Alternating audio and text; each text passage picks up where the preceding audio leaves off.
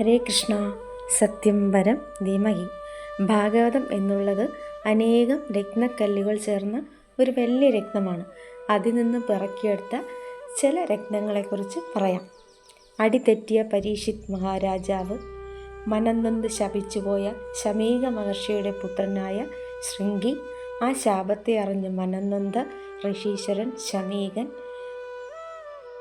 മധുവനത്തിൽ അത്യന്തം തീവ്ര തപസ്സിന് പുറപ്പെട്ട കുഞ്ഞു ബാലൻ ധ്രുവൻ, പ്രഹ്ലാദനെയും ധ്രുവനെയും ഭക്തിയുടെ പാരമ്യത്തിലെത്തിച്ച വേദവ്യാസന് ഭാഗവതം ഉപദേശിച്ച ലോക സദ്ഗുരുവായ ശ്രീ നാരദ മഹർഷി, അമ്മയെ തത്വോപദേശം ചെയ്ത കപില യോഗീശ്വരൻ, ഹരിഭക്തി കണ്ട് വിരളി പൂണ്ട ഹിരണ്യകശിപു, ഇത് കണ്ടിട്ടും പതറാതെ കൈകൂപ്പി തൊഴുതു നിന്ന ഭക്തോത്തമനായ കോമള ബാലൻ പ്രഹ്ലാദൻ, മനുഷ്യരെയും ദേവന്മാരെയും അസുരന്മാരെയും മാത്രമല്ല സർവചരാചരങ്ങളെയും ഭഗവാൻ അനുഗ്രഹിക്കും എന്ന് ബോധ്യപ്പെടുത്തി തന്ന നാരായണ അഖില ഗുരു ഭഗവൻ നമസ്തേ എന്ന ഭാവത്തിൽ ഹൃദയപങ്കജം കൊണ്ട് ഭഗവാനെ ആരാധിച്ച് ആകാശത്തു നിന്നും ഭഗവാനെ അടർത്തിയെടുത്ത ഗജേന്ദ്രൻ എന്ന കാട്ടാന, ഭക്തിയുടെ അത്യുംഗ ശൃംഗത്തിൽ നിൽക്കുന്ന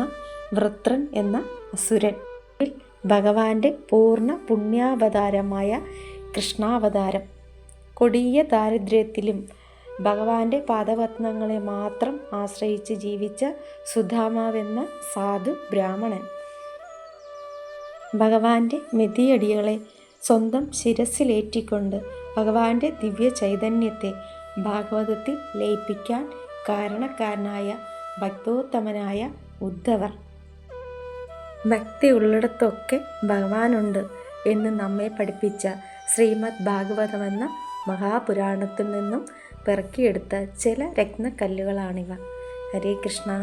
സത്യം വരം ധീമഹി.